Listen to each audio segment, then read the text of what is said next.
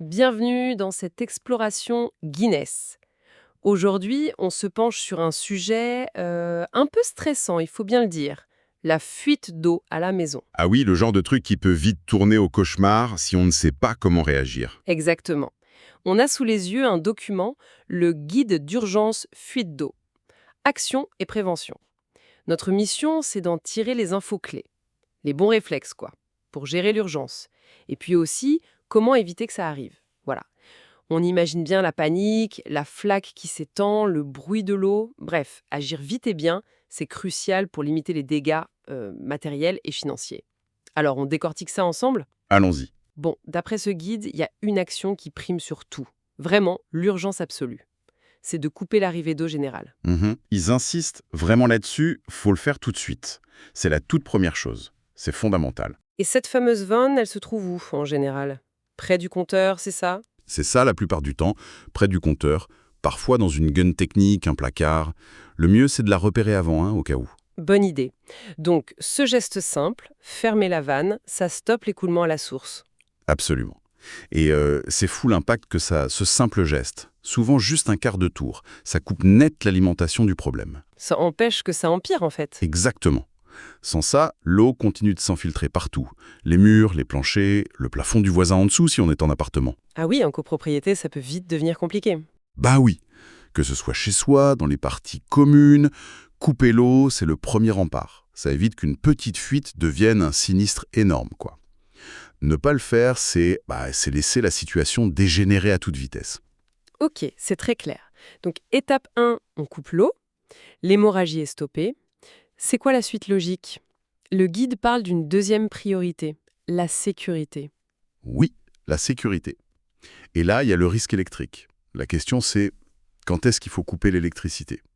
Alors là, le guide est clair. Si l'eau s'approche dangereusement des prises, des fils, du tableau électrique, faut pas hésiter, hein. Oui, parce que eau plus électricité, C'est le cocktail dangereux par excellence. Le risque de court-circuit est réel et ça peut même aller jusqu'à l'incendie ou, pire, l'électrocution. donc prudence maximale. Et en même temps, le guide dit qu'il faut essayer de sauver les meubles, littéralement. Oui, tout à fait. Déplacer ce qui peut l'être.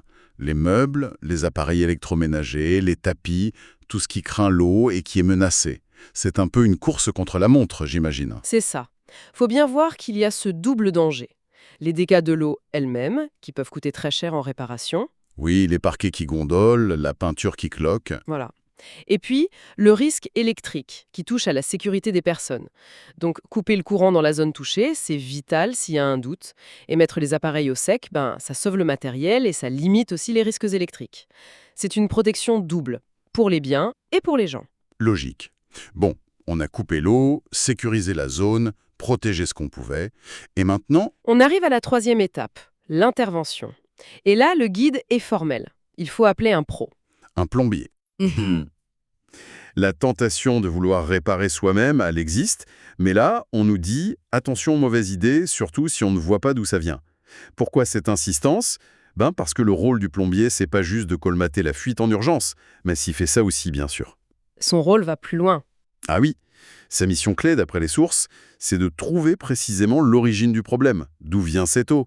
Est-ce que c'est un joint qui est mort? Un tuyau fissuré, peut-être à cause du gel ou de la rouille?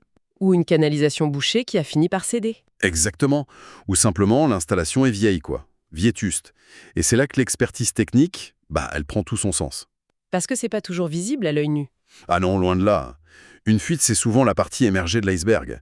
La vraie cause, elle peut être cachée dans un mur, sous le sol, derrière la baignoire. D'accord. Le pro, lui, il a l'expérience et parfois des outils spéciaux. Caméra thermique, détecteur d'humidité, pour trouver l'endroit exact sans tout casser. Ah oui, ça évite de faire des trous partout pour rien. Voilà. C'est ça, le diagnostic précis. Ça cible la réparation là où il faut. Ça fait gagner du temps, de l'argent et ça limite les travaux.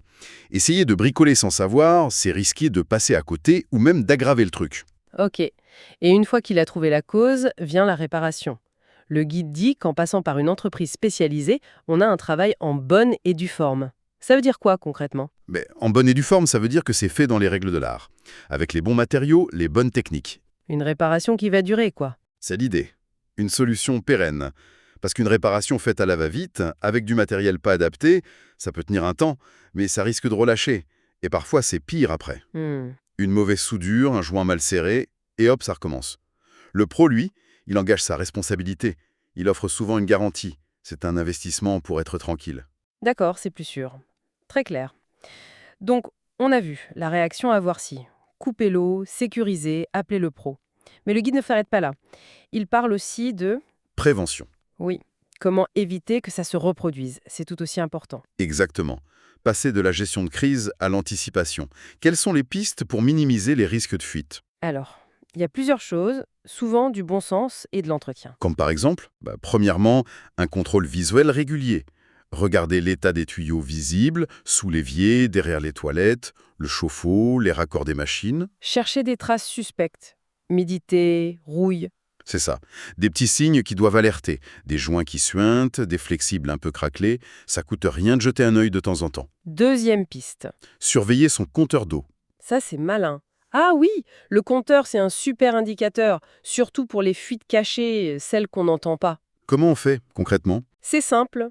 On note les chiffres le soir avant de se coucher, en vérifiant que tout est éteint, pas de machine qui tourne, pas de chasse d'eau qui fuit, et on regarde le matin au réveil. Si les chiffres ont bougé, même un tout petit peu, c'est qu'il y a une fuite quelque part. Exactement. C'est un signal d'alarme très fiable. Là, faut investiguer. Peut-être faire venir un pro pour une recherche plus poussée. Troisième conseil, remplacer ce qui est vieux. Ne pas attendre que ça casse. Oui, le remplacement préventif. Ça peut paraître une dépense, mais en fait, c'est souvent un bon calcul.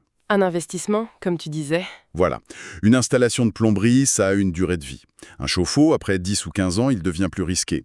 Les flexibles en caoutchouc des machines, certains vieux tuyaux en plomb ou en acier. Mieux vaut les changer avant la catastrophe. Ben oui. Attendre la panne, ça coûte plus cher en urgence. Sans parler des dégâts des eaux. Planifier le remplacement, c'est moins cher au final. Et ça évite beaucoup de stress. Et enfin, dernière piste mentionnée, Shang. Le curage des canalisations. Ça, c'est peut-être moins connu. C'est quoi au juste? Le curage, c'est un nettoyage en profondeur, mais des canalisations d'évacuation cette fois. Pas celle d'arrivée d'eau, Ah, d'accord. pour éviter les bouchons. Oui, entre autres. Avec le temps, les graisses, le savon, les cheveux, le calcaire, tout ça s'accumule et ça peut former des bouchons. Et un bouchon, ça peut faire céder un tuyau. Ça peut mettre le tuyau sous pression en amont, oui. Et ça augmente le risque de fissure ou de rupture, surtout au niveau des joints. Certains dépôts peuvent aussi être corrosifs. Donc, un curage régulier, souvent fait par des pros avec des jets haute pression, ça maintient les tuyaux propres, ça assure un bon écoulement et ça prévient ces risques. C'est de l'entretien préventif pour le réseau d'évacuation. Ok, c'est très complet. Donc, si on résume, face à une fuite, on agit vite, couper l'eau. On sécurise, électricité, bien. On appelle l'expert pour trouver la cause et réparer durablement. C'est ça. Et surtout, on prévient. On regarde régulièrement, on surveille le compteur, on change ce qui est vieux avant que ça lâche, et on nettoie les évacuations. C'est un plan en 2 temps, réaction et anticipation. Tout à fait. Et c'est intéressant de voir comment le fait de connaître ces étapes, ça change tout. Ça transforme une situation de panique potentielle en une procédure qu'on peut gérer. Ça dédramatise un peu. Oui, savoir quoi faire, dans quel ordre, ça permet de reprendre le contrôle, de limiter le stress et surtout de minimiser les dégâts.